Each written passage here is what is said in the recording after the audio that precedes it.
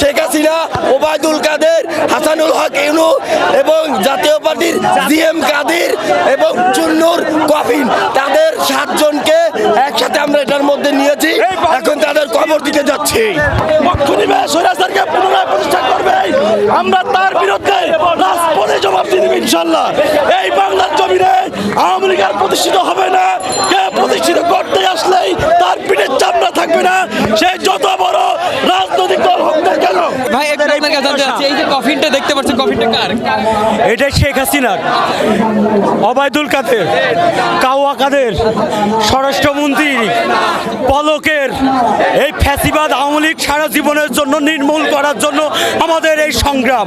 আমাদের ছাত্র জনতা জীবন দিয়েছে শুধুমাত্র এই ফ্যাসিবাদী সরকারকে সারা জীবনের জন্য এই বাংলার মাটি থেকে মুছে ফেলার জন্য।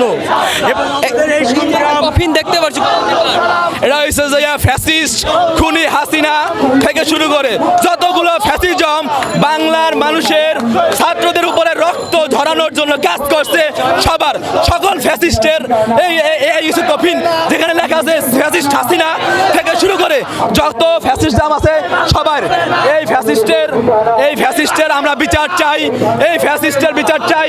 প্রধান উপদেষ্টার কাছে একটাই দাবি যে ফ্যাসিস্ট হাসিনাকে বাংলার মাটিতে এনে সম্মুখে জনতার ঢলের মাঝে এই শরৎ উদ্যানে এনে জনতার সম্মুখে ফাঁসি দেওয়া হোক।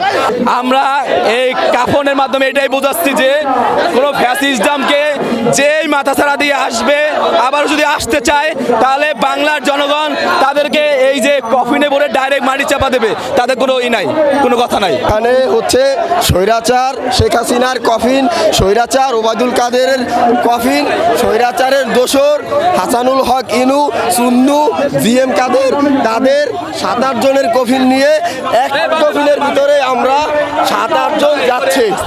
তাদেরকে আমরা এই মুক্ত স্বাধীন বাংলাদেশ থেকে লাল কার্ড ও বয়কট জানাই।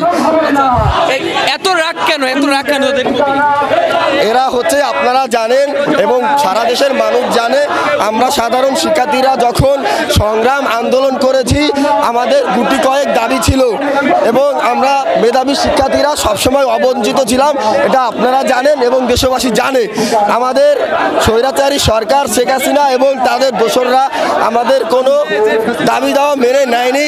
ফলে বৃহৎ আন্দোলন শুরু করেছি, সংগ্রাম করেছি যাতে আমাদের অধিকার আমরা বুঝে পাই। আমাদের কোনো অধিকার মেনে নেওয়ার না কারণে আমরা তুখর আন্দোলন সংগ্রাম করি।